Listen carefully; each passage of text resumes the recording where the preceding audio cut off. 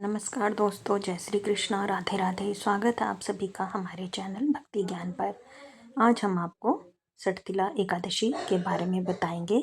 कृष्ण पक्ष और शुक्ल पक्ष में दो एकादशी पड़ती हैं हमारे हिंदू धर्म में, और इन एकादशियों का बड़ा ही महत्व है। सभी एकादशियों में विष्णु भगवान की पूजा की जाती है, और हर एकादशी का नाम के पीछे एक कहानी है कि उसका नाम यह कैसे पड़ा। तो चलिए शुरू करते हैं। कहानी शुरू करने से पहले आप सभी से विनम्र निवेदन है कि आप चैनल को सब्सक्राइब जरूर करें, जिससे कि आने वाली वीडियोओं की जानकारी आप सभी को मिलती रहे। और कमेंट में विष्णु भगवान और लक्ष्मी माता की जय जरूर लिखें। तो चलिए शुरू करते हैं। माघ मास में आने वाली एकादशी को सठतिला एकादशी के नाम से जाना जाता है। इस दिन तिल खाने का अधिक महत्व होता है। इस व्रत को करने से व्यक्ति को धन धान्य की कोई कमी नहीं होती है। इस दिन मुख्य रूप से जगत के पालनहार भगवान विष्णु की पूजा की जाती है। माघ माह के कृष्ण पक्ष की एकादशी पर सठतिला एकादशी मनाई जाती है। इस एकादशी का तिल से खास संबंध माना गया है, इसलिए इस दिन एकादशी की पूजा में तिल को जरूर शामिल करना चाहिए और श्री हरि को तिल से बनी चीज़ों का ही भोग लगाना चाहिए। ऐसा करने से भगवान विष्णु की कृपा आपके ऊपर सदैव बनी रहती है, जिससे साधक को जीवन में अच्छे परिणाम भी देखने को मिलते हैं। सठतिला एकादशी व्रत कथा। एक बार युधिष्ठिर ने श्री कृष्ण से पूछा, हे जगन्नाथ, श्री कृष्ण आदिदेव जगतपते माधव, मास के कृष्ण पक्ष में कौन कौन सी एकादशी होती हैं और उनके क्या विधि है तथा उसका क्या फल मिलता है? कृपया करके ये सब बातें मुझे बताइए। इस पर भगवान श्री कृष्ण बोले, निर्श्रेष्ठ सुनो, माघ मास के कृष्ण पक्ष की जो एकादशी है वह सठतिला एकादशी के नाम से विख्यात है, जो सब पापों का नाश करने वाली है।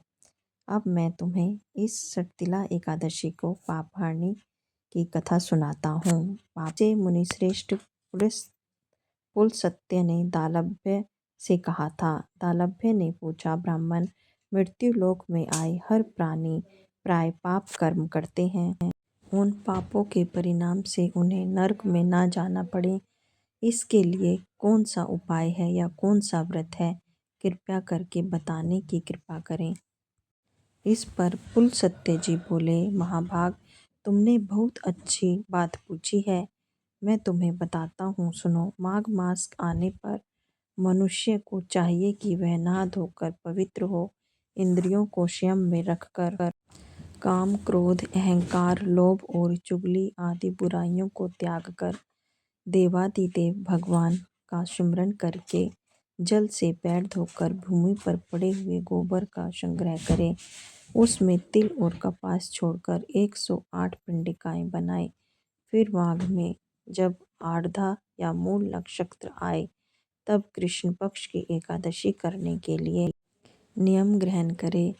भली भांति से स्नान करके पवित्र और शुद्ध भाव से देवादिदेव श्री विष्णु की पूजा करे। कोई भूल हो जाने पर श्री कृष्ण का नामोच्चारण करके रात को जागरण और होम करे। चंदन, अर्गजा, कपूर, नैवेद्य आदि सामग्री से शंख, चक्र और गदा धारण करने वाले देवादिदेव श्री हरि की पूजा करें और उनसे प्रार्थना करें, सच्चिदानंद स्वरूप श्री कृष्ण, आप बड़े दयालु हैं, हम आश्रयहीन जीवों के आप आश्रयदाता हैं, पुरुषोत्तम हैं, हम संसार समुद्र में डूब रहे हैं, आप हम पर प्रसन्न होइए। कमल नयन, आपको नमस्कार है। विश्व भावन, आपको नमस्कार है। सुब्रह्मण्य महापुरुष, सबके पूर्वज, आपको बारंबार नमस्कार है। हे जगतपते, आप लक्ष्मी जी के साथ मेरा दिया हुआ अर्घ स्वीकार करें। इसके बाद ब्राह्मण की पूजा करें, उसे जल का बड़ा दान दें, साथ ही छाता, जूता, वस्त्र भी दें। दान करते समय ऐसा कहें, इस दान के द्वारा भगवान श्री कृष्ण मुझ पर प्रसन्न हों। दान पुरुष को चाहिए कि वह तिल से भरा हुआ पात्र दान करे। उन तिलों के बोने पर उससे जितनी शाखाएं पैदा होती हैं उतने ही हजारों वर्ष तक वह स्वर्गलोक में प्रतिष्ठित होता है।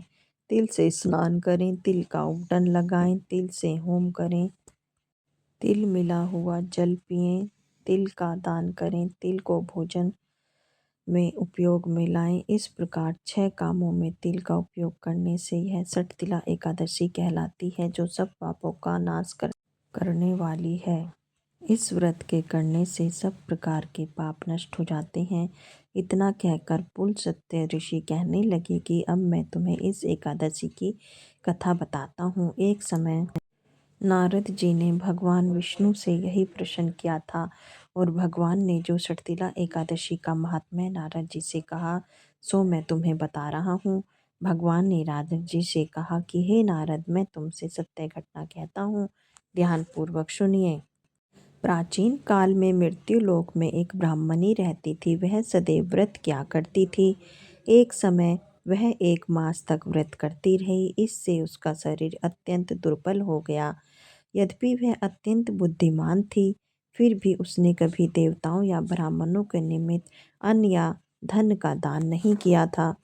इस पर मैंने सोचा कि ब्राह्मणी ने व्रत आदि करके अपना शरीर तो शुद्ध कर लिया है, पर इसे विष्णु लोक तो मिल ही जाएगा, परंतु इसने कभी अन्न का दान नहीं किया।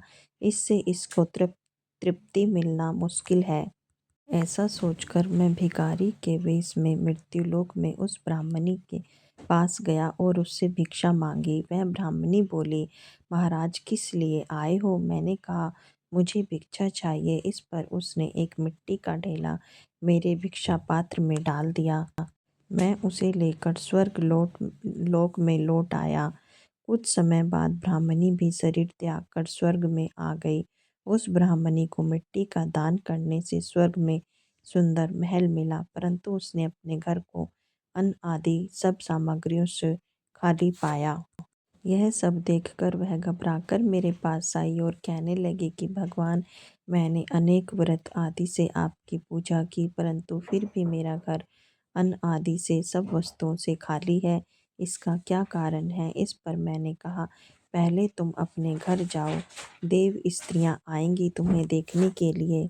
उनसे सठतिला एकादशी की का पुण्य और विधि सुन लो, तब द्वार खोलना। मेरे ऐसे वचन सुनकर वह अपने घर चली गई। सब देव स्त्रियां आईं और द्वार खोलने को कहा तो ब्राह्मणी बोली, आप मुझे देखने आई हैं, पहले आप सठतिला एकादशी का महात्म्य मुझसे कहो। तभी उनमें से एक देव स्त्री बोली कि मैं बताती हूँ। तब ब्राह्मणी ने सठतिला एकादशी का महात्म्य सुना और फिर द्वार खोल दिया। देवांगनाओं ने उसको देखा कि ना तो वह गांधर्वी है और ना आसुरी है, वरन पहले जैसी मानुषी है। उस ब्राह्मणी ने उनके कथनानुसार सठतिला एकादशी का व्रत किया, जिसके प्रभाव से वह सुंदर और रूपवती हो गई तथा उसका घर अनादि समस्त सामग्रियों से भर गया।